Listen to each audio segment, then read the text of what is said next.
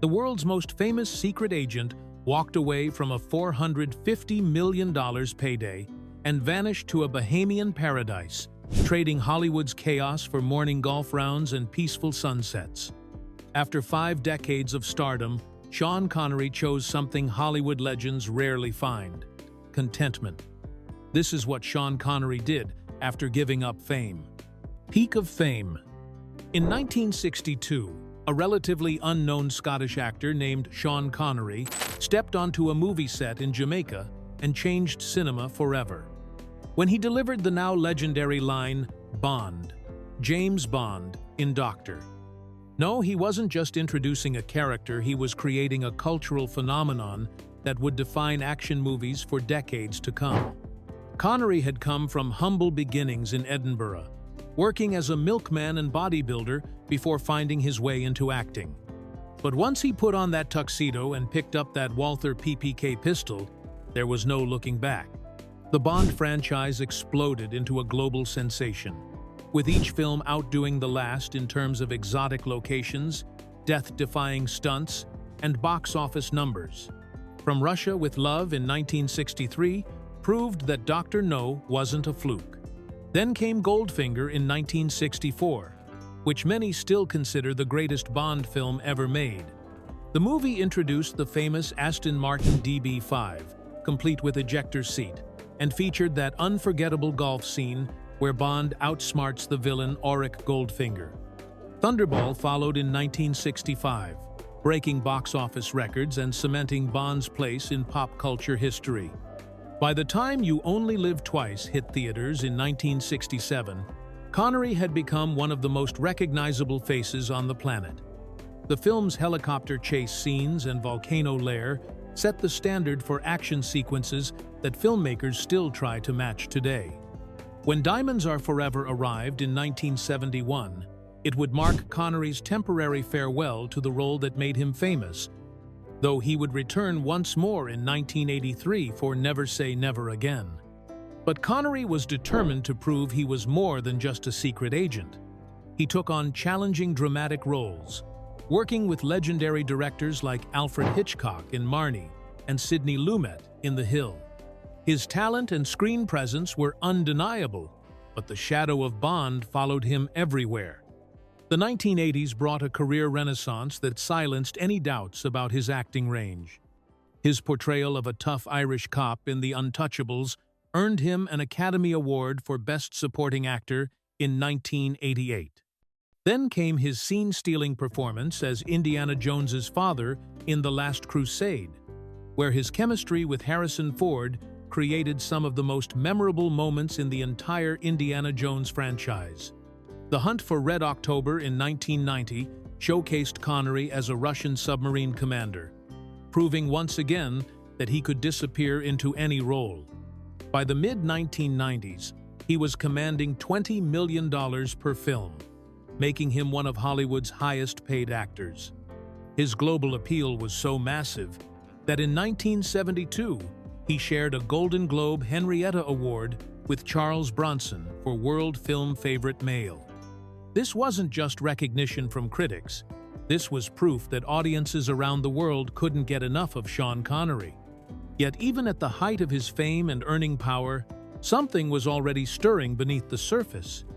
The very success that had made him a legend was also beginning to feel like a trap. The breaking point. By 2003, Sean Connery had spent over 40 years in Hollywood and thought he had seen everything the industry could throw at him. He was wrong. What happened during the filming of The League of Extraordinary Gentlemen would become the final straw that broke one of cinema's most enduring careers. The project seemed promising enough on paper. Based on a popular comic book series, the film was meant to be a big-budget summer blockbuster featuring Connery as the legendary adventurer Alan Quatermain. Fox Studios was so eager to secure the 73-year-old actor that they reportedly offered him $17 million for the role, leaving less money in the budget for younger stars who might have attracted a broader audience. But from the moment filming began in Prague, everything went wrong. The production was plagued by disasters that would have tested even the most patient actor. massive flooding destroyed $7 million worth of sets, delaying production by 3 weeks and throwing the entire schedule into chaos. The visual effects company dropped out at the last minute, leaving the crew scrambling to find a replacement with barely any time to complete the complex digital work the film required. The real problem, however, was director Stephen Norrington. Despite his success with the first Blade movie, Norrington seemed more comfortable working with computer graphics than with human beings. Sources on set described him as talented with visual effects, but definitely not a people person. This created an immediate clash with Connery, who was used to directors who understood how to work with actors and bring out their best performances. The tension between the two men escalated quickly. Connery, never one to hold back his opinions, began openly criticizing Norrington's approach to filmmaking. During one particularly heated argument, witnesses reported that the actor and director nearly came to blows. Connery later described Norrington in terms that left no doubt about his feelings, calling him both insane and a lunatic who should have been locked up before being allowed to direct a major motion picture. As the production spiraled further out of control, Connery found himself taking on responsibilities that should have belonged to the director. He became heavily involved in the editing process, spending countless hours in post-production trying to salvage something watchable from the mess they had created. For an actor who had always prided himself on his professionalism, the experience was both exhausting and deeply frustrating. The final blow came when the movie opened opposite Pirates of the Caribbean. A film that offered everything, The League of Extraordinary Gentlemen lacked a charismatic young cast, a clear vision, and competent direction. Critics and audiences alike rejected Connery's film, and even the comic book's creator publicly disowned the adaptation. 2 years later, in 2005, Connery's frustration with Hollywood boiled over into a rare public statement that revealed just how disillusioned he had become with the film industry. The Great Escape.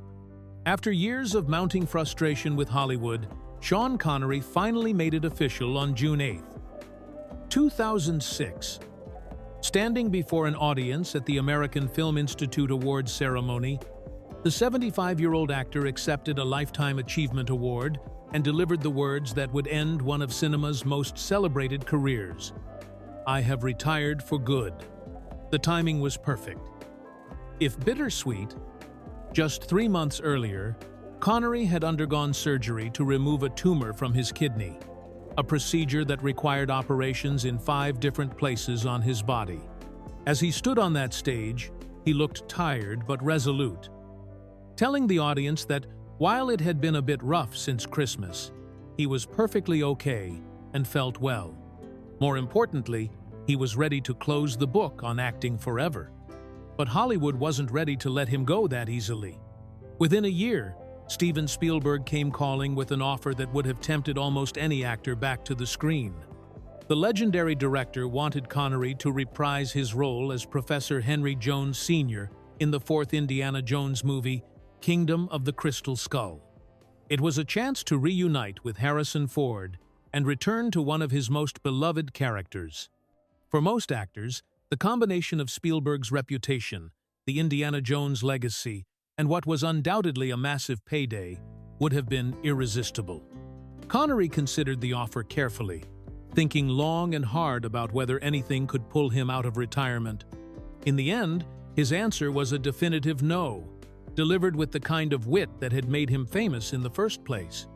"I thought long and hard about it," he explained to reporters, "and if anything could have pulled me out of retirement, it would have been an Indiana Jones film.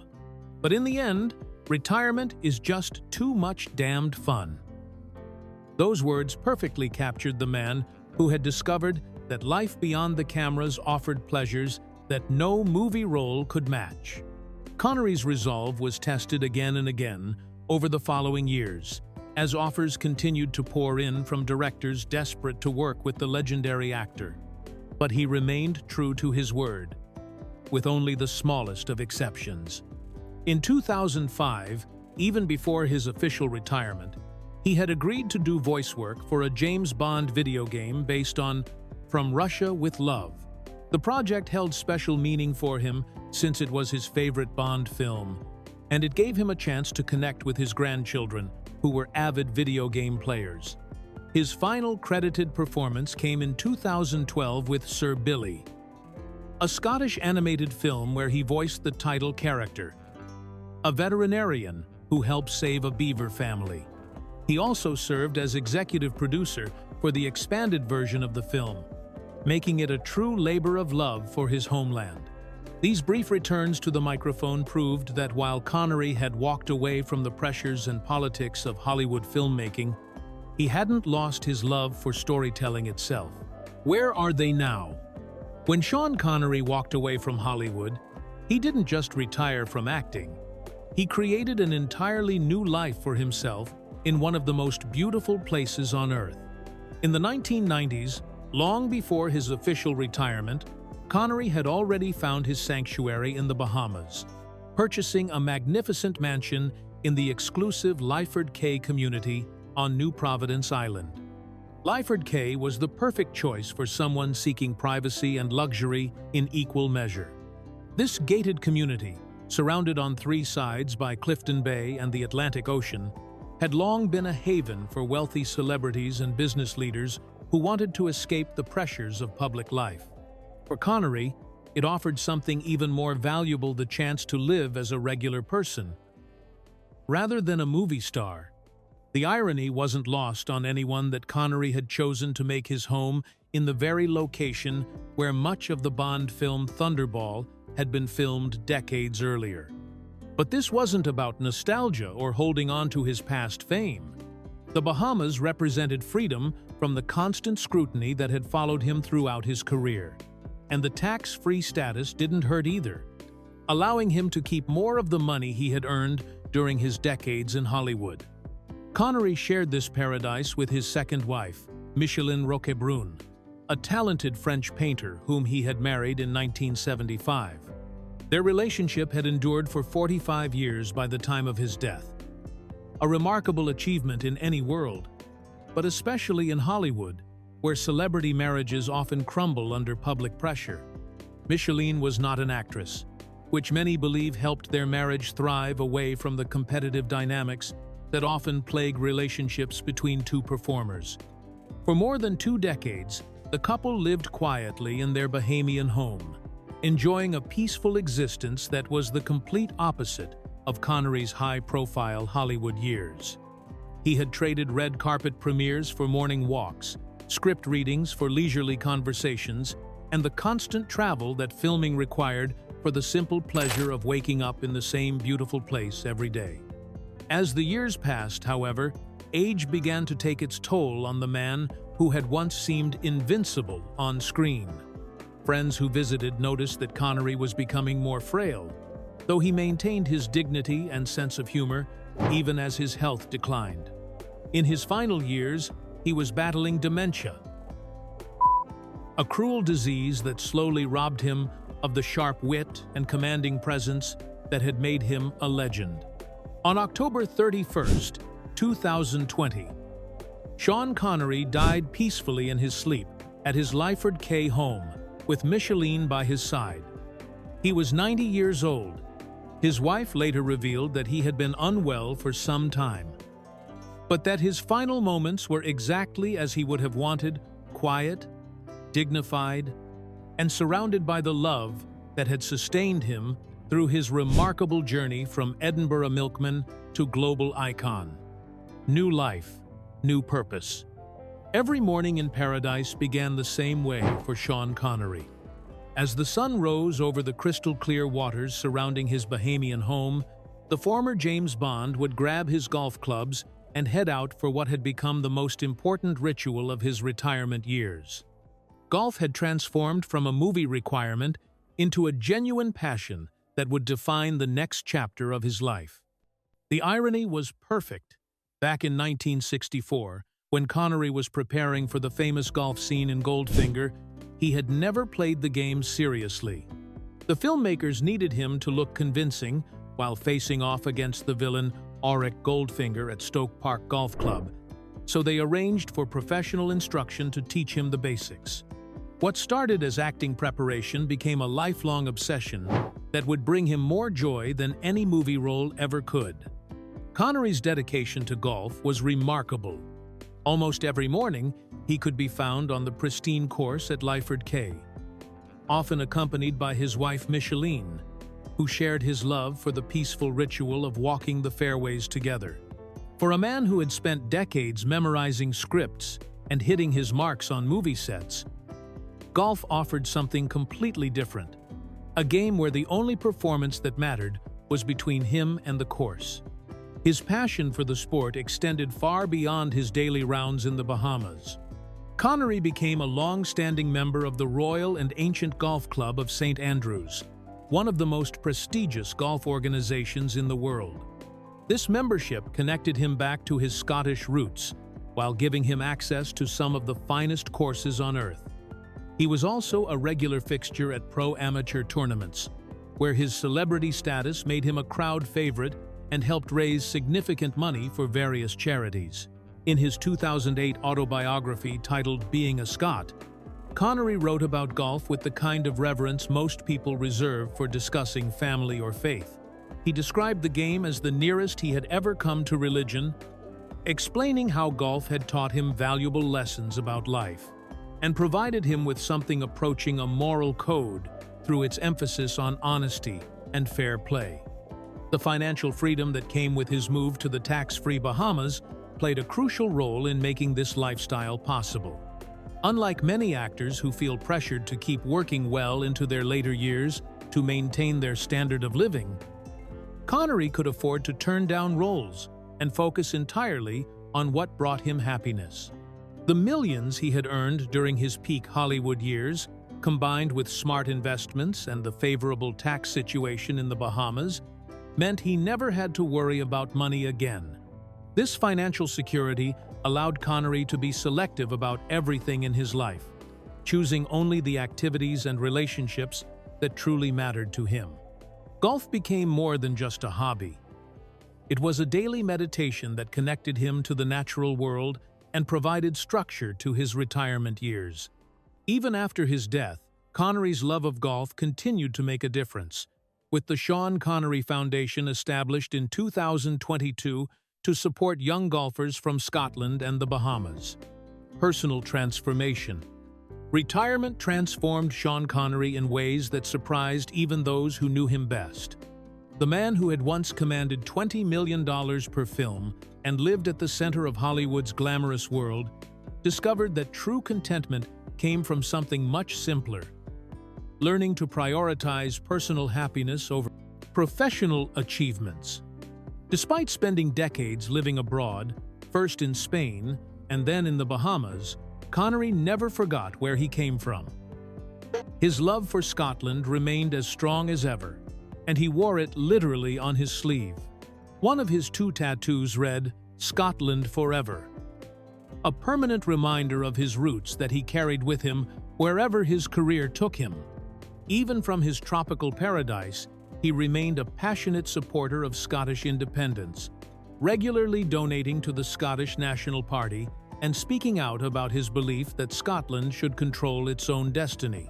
This wasn't just political posturing from a wealthy expatriate.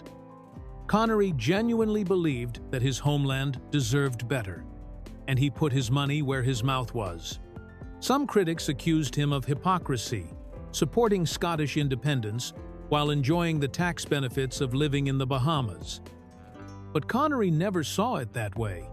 He viewed his financial success as giving him the freedom to support the causes he believed in without worrying about the economic consequences. The most remarkable aspect of Connery's transformation was how he learned to live simply despite his enormous wealth. While he could have easily maintained multiple homes around the world, filled his life with expensive toys and constant entertainment, he chose a different path. His days revolved around golf, quiet time with Micheline, and the simple pleasures of life in a beautiful place with someone he loved. Micheline proved to be the perfect partner for this new chapter of his life. Their relationship worked, friends observed, precisely because she was not an actress. She didn't compete with him for attention or bring the ego conflicts that often destroy Hollywood marriages. Instead, she was completely dedicated to him and their life together, providing the stability and unconditional love that had been missing during his tumultuous first marriage. As Connery's health began to decline in his later years, Micheline's devotion became even more apparent.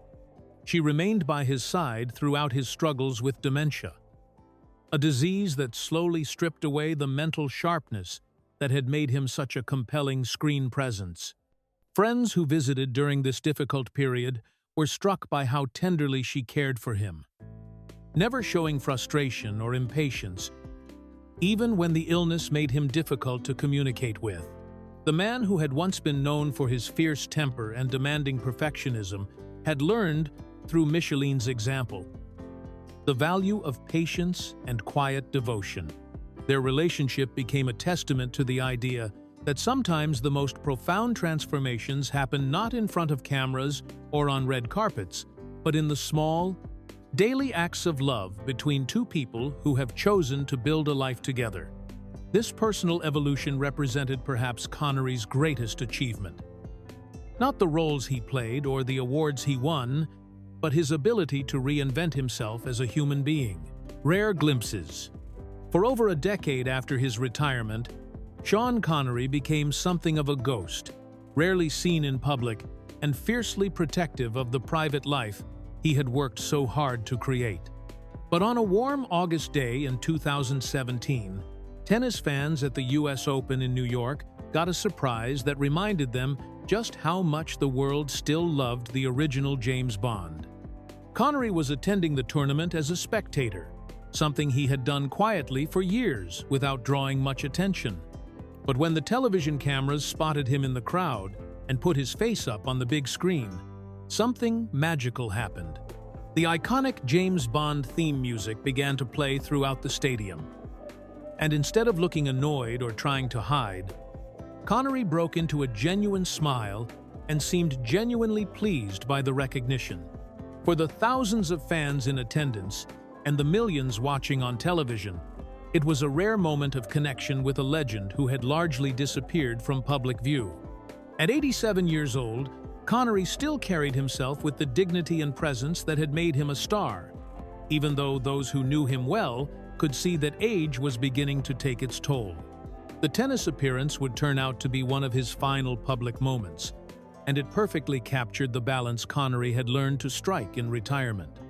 He remained gracious and appreciative of his fans while maintaining firm boundaries about his privacy. Those who tried to approach him for interviews or extensive conversations found him to be perfectly polite, but absolutely clear about his desire to be left alone. This protective stance extended to his personal relationships as well. Micheline had requested that close friends visit more frequently during Connery's final years, understanding that he was most comfortable with people he knew and trusted, rather than strangers or casual acquaintances. His homes in the Bahamas were positioned close to other celebrities and longtime friends, creating a small community of people who understood the value of discretion. One of those friends was filmmaker David Lynch, whose house was near Connery's in the Bahamas. Lynch later described the heartbreaking experience of watching his friends decline during those final visits. He spoke of trying to have conversations about sports and current events, knowing that Connery wasn't really taking it all in anymore, but wanting to maintain some connection to the man who had once been such a commanding presence. Lynch's observations were particularly poignant because they came from someone who understood both the creative process and the toll that a lifetime in the spotlight can take on a person. He described Connery as a mountain of a man and a monumental human achievement, making his physical and mental frailty all the more difficult to witness. Yet, even in decline, there was something peaceful about Connery's final years. He had achieved what few celebrities ever managed: the ability to step away from fame on his own terms and create a life that brought him genuine contentment, surrounded by people who loved him for who he was rather than what he had accomplished. No regrets. In a world where many retired celebrities spend their later years wondering, What if? Sean Connery stood out as someone who never once looked back with regret at the choices he had made. Even when faced with opportunities that would have made him one of the highest-paid actors in history, he remained confident that walking away from Hollywood had been the right decision.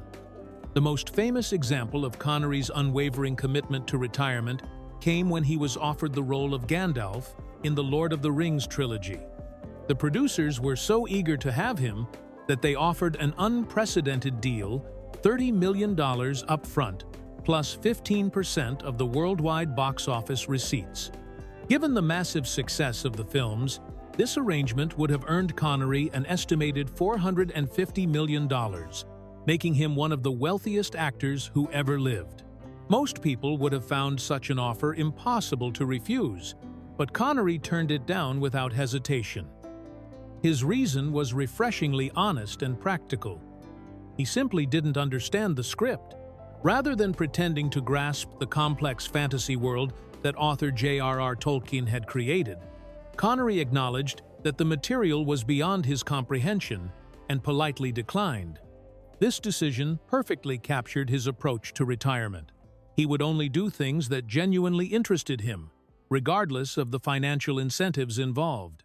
This wasn't the only lucrative offer he rejected during his retirement years. Studios continued to approach him with roles specifically written to entice him back to the screen, often offering enormous sums of money for relatively small amounts of work. But Connery had discovered something that money couldn't buy: complete freedom from the pressures and compromises that had defined his professional life for 5 decades. According to those who wrote about his later years, Connery had also made peace with the role that had both made him famous and, at times, felt like a burden.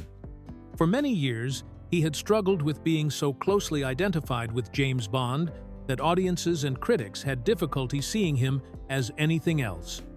But in retirement, he came to appreciate how fortunate he had been to create a character that brought joy to millions of people around the world.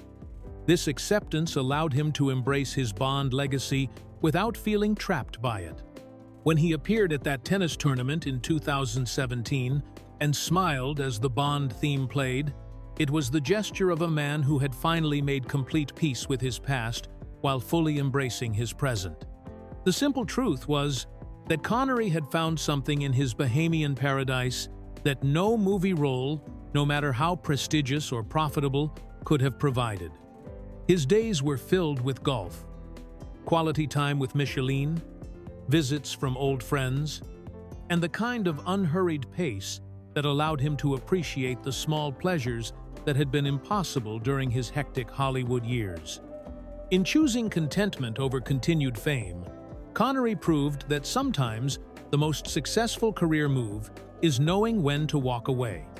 His retirement became a masterclass in living life on your own terms, showing that true wealth isn't measured in box office receipts, but in the peace that comes from making choices that align with your deepest values.